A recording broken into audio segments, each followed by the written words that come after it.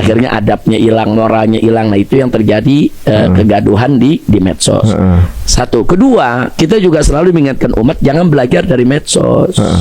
Kita mesti punya guru yang kita datangi, bisa sebagai tempat bertanya, tempat kita untuk konsultasi, meminta petunjuk, konsultasi. Nah, mestinya begitu. Jadi jangan berguru kepada Syekh Google.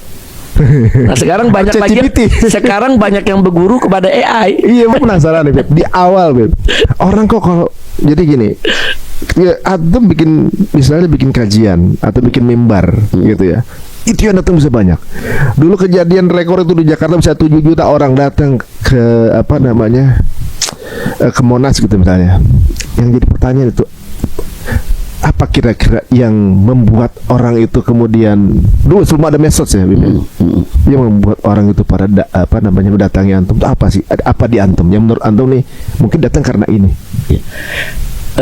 Kunci keberhasilan aksi 411, aksi 212, kunci yang utama adalah silaturahim antara para dai, para ustadz, para habaib, para kiai. Kemudian melalui silaturahim tersebut dibangun ukhuwah Islamiyah.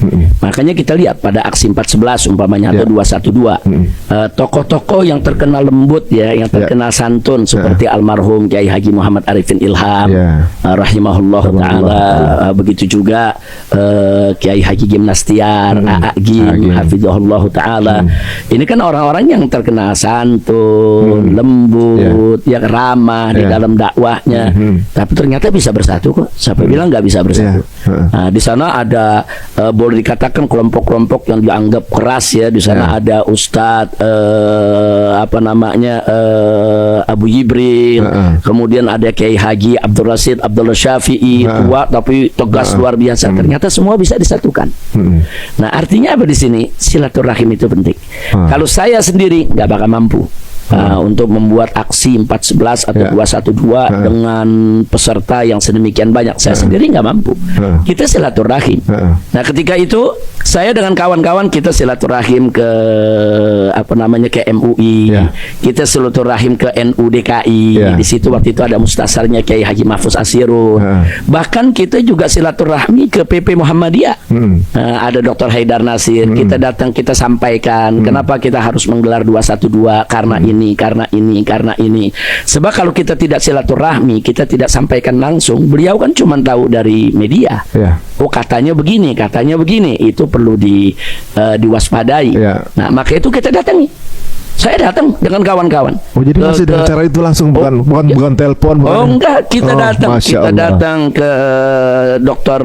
Haidar Nasir, hafizahullah taala, beliau sambut. Di sana ada Buya Anwar Abbas, ada yang lainnya saya tidak sebutkan satu persatu. Mereka sambut baik, mereka dengarkan, dan mereka tanya ini maksudnya kemana, tujuannya apa, visi misinya bagaimana.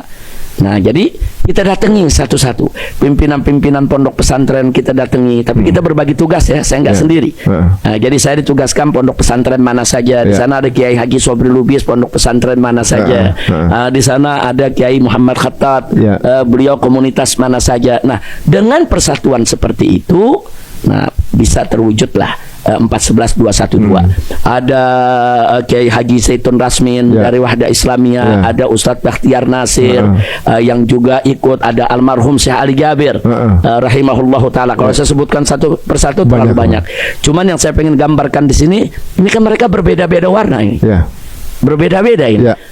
Cara dakwahnya, kemasan dakwahnya, tapi bisa kok bersatu dalam 411 212. Kenapa? Karena memang isu yang diangkat itu menyatukan semua, membela Al-Qur'an. Al-Quran yang dinista, Al-Quran yang dinodai, semua merasa punya tanggung jawab untuk membela Al-Quran.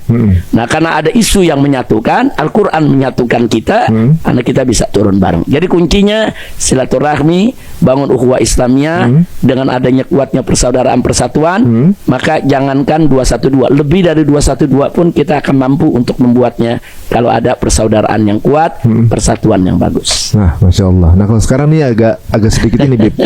Di zaman media dan sosmed seperti sekarang nih, agak miris gitu kalau sekarang ini sepertinya kelompok umat Islam seperti terklaster atau ada folder-foldernya. Kadang-kadang orang tuh lebih semangat sama kendaraan dibanding tujuan. Jadi ibaratnya sama-sama mau ke Monas misalnya, tapi beda jalan gitu. Yang satu lewat Sudirman, satu lewat Kuningan.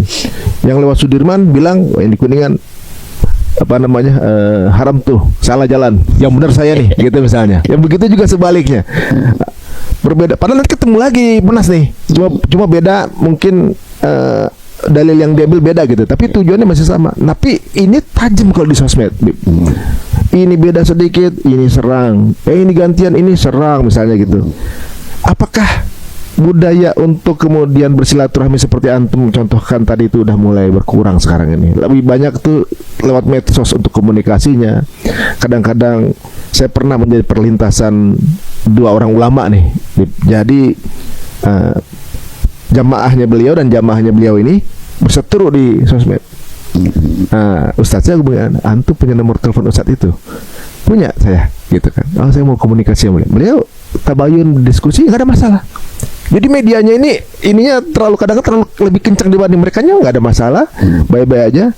Tapi di luaran seperti seolah-olah Muslim tuh nggak kompak sebenarnya ya. Berbeda sedikit akan jadi permasalahan. Ini pandangan antum gimana? Ya, memang sesuai dengan kabar dari Nabi alaihi salatu wassalam bahwa suatu zaman nanti akan banyak kelompok Ruwaibidah. Ruwaibidah itu kan kelompok yang nggak tahu apa-apa, tapi sok tahu semua. Jadi rajulun tafi fi amril ammah. Jadi Nabi menggambarkan nanti akan datang satu zaman bahwa di situ akan banyak Ruwaibidah yang berani bicara dalam urusan umat yang bukan bidang dia. Dan ini zaman ini lagi kita lihat. Zaman ini benar. Jadi kegaduhan yang terjadi di medsos karena yang banyak yang bukan bidangnya ikut bicara. Iya. Orang yang nggak ngerti kesehatan bicara kesehatan. Orang yang nggak ngerti agama jadi mufti yang mengeluarkan fatwa agama kan jadi rancu. Jadi rancu. Nah, karena itu kita juga selalu kita minta kepada umat, silakan gunakan medsos itu semau kita, tapi jangan melanggar batasan-batasan yang ada. Jangan di sana kita umbar caci maki, umbar fitnah, umbar hoax, atau di sana kita umbar kegaduhan hanya perbedaan pendapat di antara madhab. Jadi itu nggak boleh diumbar di medsos. Kalau diumbar di medsos pasti akan menimbulkan kegaduhan, sehingga tadi yang Mas Ari cerita akhirnya ada ribut antara dua kelompok. Padahal ustadznya tidak begitu. Ustadznya enggak. Padahal kalau ustadznya yang bicara santun, sopan, baik. Tapi begitu yang dibicara di bawah lain lagi.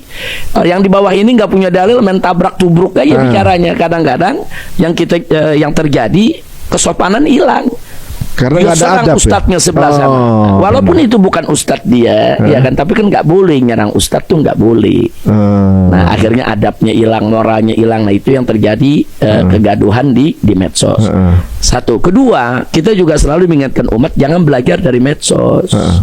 Kita mesti punya guru yang kita datangi, bisa sebagai tempat bertanya, tempat kita untuk konsultasi, meminta petunjuk, konsultasi. Nah, mestinya begitu. Jadi jangan berguru kepada Syekh Google.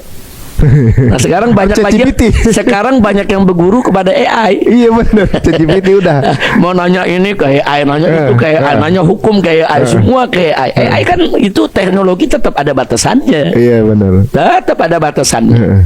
Itu. Jadi saya beberapa kali coba AI, mau coba nanya soal agama, banyak jawabannya ngawur. Iya benar. Emang artinya AI ini boleh lah dijadikan alat bantu kita ya. Tapi kita mesti waspada. AI itu ciptaan manusia yang juga ada batasannya. Jadi walau bagaimanapun juga kita harus berguru. Kita harus punya guru.